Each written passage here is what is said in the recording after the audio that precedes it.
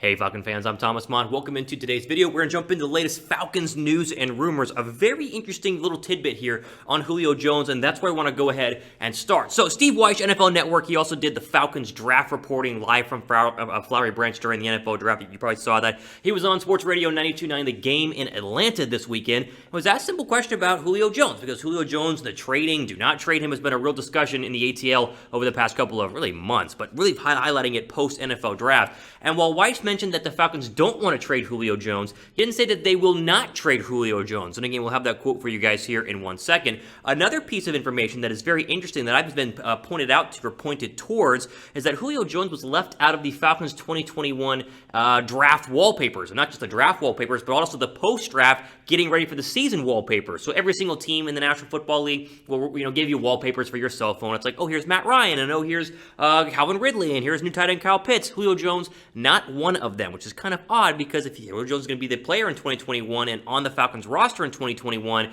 you'd think they go ahead and highlight what is the best receiver in the National Football League and has been for a very, very long time. So the question, of course, remains, will Julio Jones be on the roster going into the 2021 season? And as I mentioned before, Steve Wyche from the NFL Network had a pretty interesting take on it when he went on Sports Radio 92.9 The Game in Atlanta. Here's his quote, in terms of Julio Jones, if they talk to him about taking a pay cut, I can see the next answer being, here's my response, click, in terms of Julio. They're going to take this up to training camp and see if any teams want to come get him, because maybe there's a team, maybe the Raiders or someone say, hey, look, we'll give you this compensation. You say, okay, we're going to move him. They can fix their cap a little bit. They don't want to trade the player. Again, I want to emphasize that. They don't want to trade the player, but it is the contract, end quote. We've talked about that a lot here in terms of the fact that they want to keep Julio Jones. This is not a scenario where they would much rather get rid of Julio Jones. They want to keep Julio Jones because this offense is better when he's in there. And it's been proven over the past couple of seasons, really his entire career, when Julio Jones is healthy and playing, Matt Ryan and the Falcons offense plays a lot better.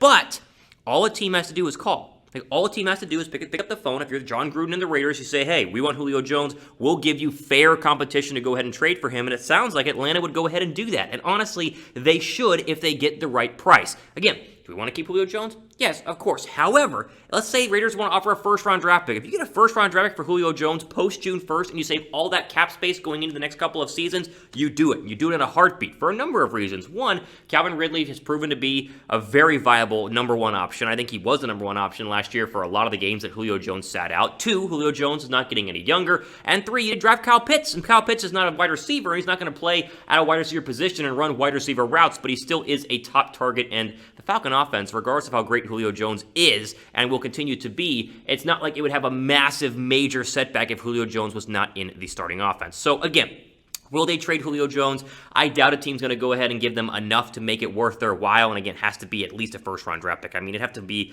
a lot to go ahead and make a move and get rid of the top wide receiver in the National Football League. But they are open to doing it. And this could drag on all the way up to the start of training camp and maybe even beyond training camp, especially if a football team like the Raiders or somebody else had a major injury at wide receiver and they want to pull the trigger to go ahead and ensure that they still have a good wide receiver on their roster. So I will leave it up to you guys here. Should the Falcons trade Julio Jones? It's very simple. To the trade Julio Jones, type Y down below for yes, type N down below for no. Let me know what you guys think about that in terms of down below in the comments section. Again, should they trade him, type Y. If they should not trade him, then type N down below for no. Again, I'm seeing what Falcon fans are feeling right now because I know a lot of you guys are split on this decision. All right, Falcon fans, before I go ahead and move into our next news and rumor, quick shout out here to Newsbreak and the Newsbreak app, which provides great local and relevant news content for you at the touch of a button. We've been partnering with them for the past couple of months. They're absolutely fantastic. And whether you live in Atlanta or somewhere else, all you got to do is download the Newsbreak app by going to chatsports.com/FalconsNB and then put your zip code in, and you can pick and choose exactly what news sources you guys want to follow, and then it just populates your feed every single time you open it up with the latest and greatest in local news and weather and sports, political commentary, whatever you guys want to sign up for. It's all centered around where you live to get you guys the latest up-to-date sports news and rumors, as well as just overall news and stuff like that. Now, in terms of specific sources, you can also go ahead and follow us because by downloading the app and then searching Falcons Today by Chat Sports for more Falcons updates and, of course, all of our Falcon video here on the channel at the touch of a button on the Newsbreak app as well. So again, go down the Newsbreak app, chatsports.com/FalconsNB. Go down to the bottom of your screen and search for us, Falcons Today by Chat Sports on the app, as well as putting in your zip code and getting all the latest and greatest content for wherever you live, like we said, whether you're in Atlanta or anywhere across the country.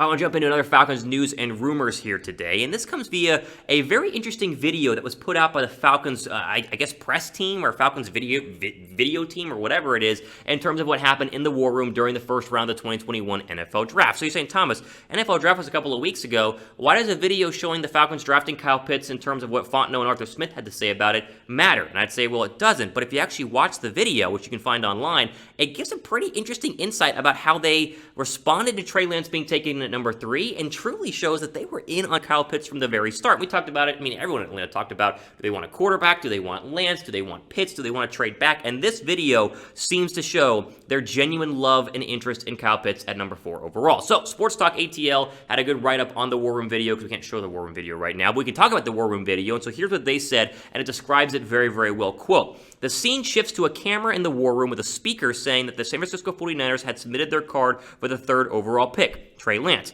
A standing Fontenot immediately smiles, claps, and turns his head towards the head coach to say, 'You called it a month ago.'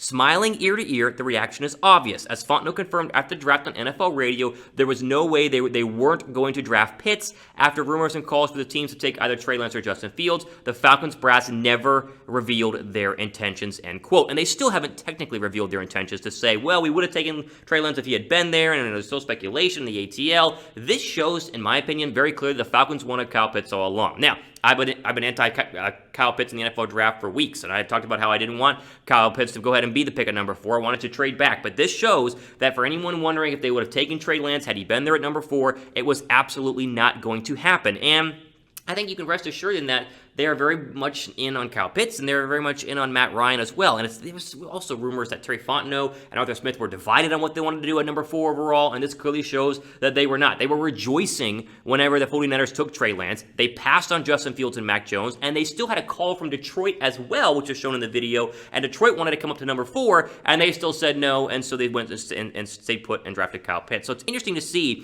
just how much they truly love Kyle Pitts, and I guess it goes to show that all along, all those reports that they were in love with Kyle Pitts and they did not want to draft a quarterback, at least the some that were that overall report, were in fact true. So if you're a Kyle Pitts fan, it's a fun video to watch, and it's a good video to show that they were out on taking a quarterback, even though many of us truly believed that they were going to go ahead and take one, regardless of who was available there at number 4 overall. Okay. Before we go ahead and end this video, predict the number of catches for Kyle Pitts next season. I mean, this is going to be one of the most, I think, talked about rookie seasons for a tight end in NFL history. I mean, there are some really good rookie tight ends that have come out of the NFL draft. Remember TJ Hockenson a couple of years ago, the most recent. All eyes were on him, and he wasn't that great in his rookie year. He wasn't horrible, but he wasn't that great. The expectations for Kyle Pitts are through the moon right now. And I mean, I'm talking about SportsCenter is going to be all over every single catch he makes because of the hype that they went ahead and put out pre-draft for this guy. So give me your prediction for number of catches in this Falcon offense. How many times will he catch the football? Down below right now in the comment section. Ultimate for today here on Atlanta Falcons Today. Again, as we bring you guys the latest and greatest Falcons videos, make sure you guys subscribe down below because we're growing quickly and we're going to keep you guys up to date when everything's happening in the ATL. We're going to start doing mailbag videos as well, answering your questions. All that and more is upcoming, so go down below and hit that red subscribe button. But as I said, Ultimate for today here on Atlanta Falcons Today. I'm Thomas Mott, signing off for the rest of your day.